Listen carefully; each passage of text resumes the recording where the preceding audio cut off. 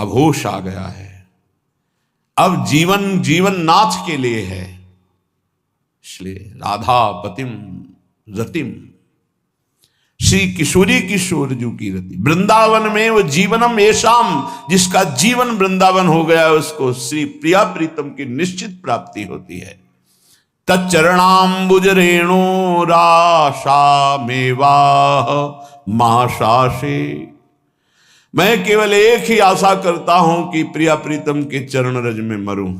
कोई है ऐसी महान सिद्धि जो वृंदावन की रज में शरीर छूटने से प्राप्त होती है? यहां स्वयं प्रिया प्रीतम उसको लेते हैं, अपनी शरण में लेते हैं। गलबैया दिए हुए युगल सरकार आते हैं धाम के नाते से। इसीलिए श्रीपाद करे अलम छई सुख प्रदैर युवति पुत्र वित्तादिकैर विमुक्ति कथयाप्यलम मम नमो विकुंठ श्रिये परम तुहि भवे भवे भवतु वार्ष भाड़व्यथ ब्रजेन्द्र तनयो वने लसति यत्र तस्मिन् रतः। अलम छई सुख, नाशवान सुख को बंद करो भोगना। अलम विषय वार्तया नरक कोटि बीभत्सया, बंद करो ये विषय वार्ता का चिंतन कथन श्रवण, ये कोटि नरकों जैसा भय प्रदान करने वाला है। अभी तुम्हें समझ में नहीं आ रहा। ये विषय चित्र देखना, विषय चिंतन करना, विषय क्रियाएं करना बहुत करोड़ों जन्मों में किया है। थोड़ा संयम में हो जाओ। मानव जीवन की दिव्यता, आनंद की दिव्यता, उसका अनुभव करो, परमात्म तत्व का अनुभव करो, नहीं पछताओगे। यहां से कुछ नहीं जाना। कह रहे हैं अलम छई सुखा प्रदैर युवति पुत्रादिकैर, ये बहुत बड़ा आकर्षण है हर हृदय में काम का। विपरीत शरीरों को भोगने की प्रबल इच्छा, यही हमारी दुर्गति कराती चली आई है। इसी का आकर्षण रोकना है। यदि हृदय में यह आकर्षण बना रहा, काम सुख के भोग के लिए विपरीत शरीरों के आकर्षण, शरीरों को भोग करके आनंद की अनुभूति करने की इच्छा, ये दुर्गति करा देती है। दुर्गति ये ऐसा दलदल है, इस दलदल में प्रथम बार जब से उतरे आज तक नहीं निकल पाए। धसता ही चला गया जो इस काम भोग रूपी दलदल में गिरा। इसलिए कह रहे अलम क्षयम सुख, नाशवान चिंता शोक प्रदान करने वाले इस सुखाकर्षण से बचो। जो शरीराकर्षण, इससे बचो, नष्ट हो जाओगे। तुम्हारे जीवनी शक्ति एक सीमित है। अभी यौवन अवस्था है, नष्ट कर लो, फिर किसी काम के नहीं रहोगे।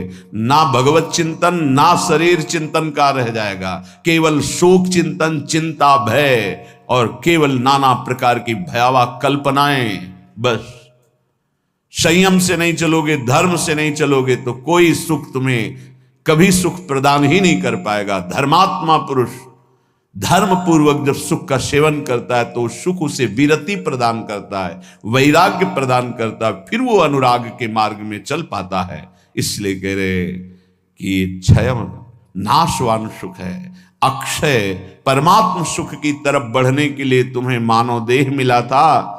लेकिन प्रदैर युवती, मुस्कुराहट, रूपाशक्ति, मृदु भाषण, नाना प्रकार की विलासिता, इसने तुम्हारे मन का अपहरण कर लिया है। बचाओ अपने मन को और मनमोहन की तरफ लगाओ, प्रभु की तरफ लगाओ। मान लो इन महापुरुषों की बात, आज तक कभी कोई तृप्त नहीं हुआ। कोई भी शरीर भोगों से अतृप्त होकर ही मरा और अगले जन्म फिर उन्हीं भोगों में लगा। बहुत सावधान। यदि बात समझ में आ जाएगी तो निहाल हो जाओगे, नहीं समझ में आएगी तो कभी पछताओगे इस बात को सोचकर। ये महापुरुषों के वचन है।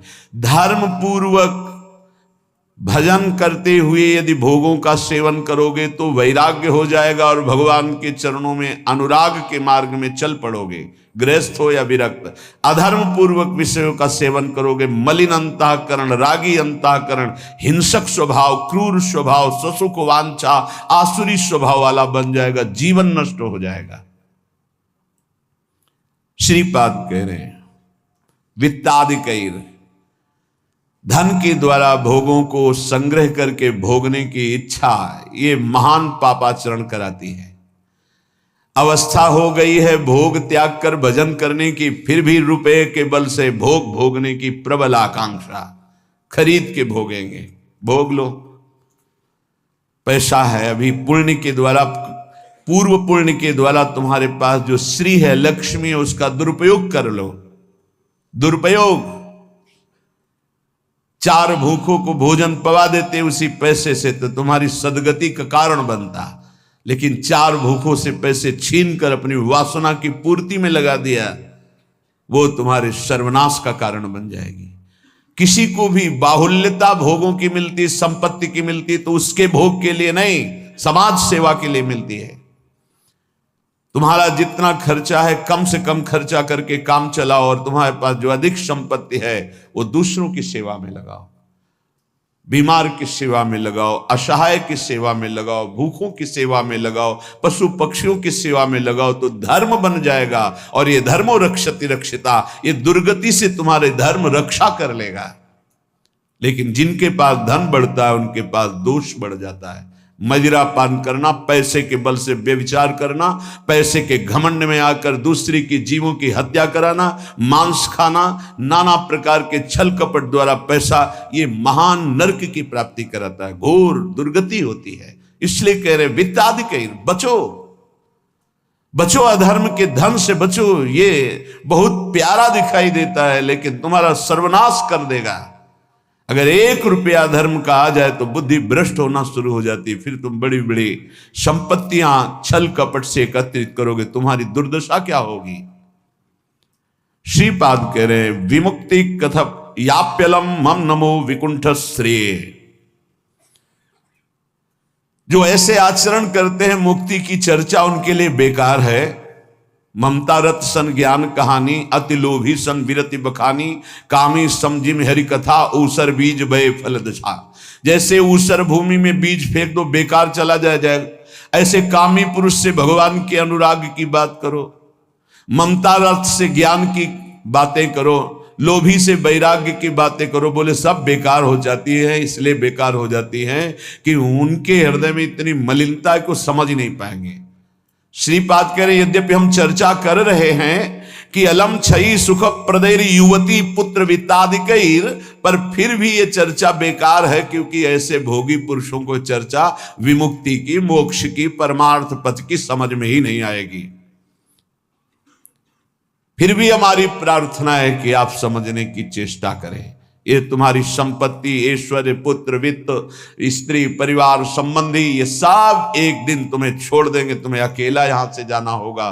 तुम्हारे पाप कमाए हुए और पुण्य कमाए हुए वही दोनों साथ जाएंगे।